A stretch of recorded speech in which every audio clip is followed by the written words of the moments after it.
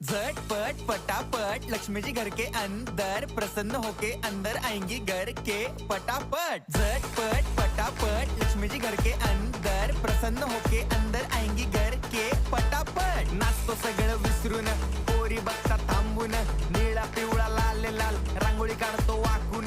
सणासुदीला रांगोळी काढ, भाऊचा बर्थडे रांगोळी काढ, नवीन वर्ष रांगोळी काढ, कलर उरला रांगोळी काढ।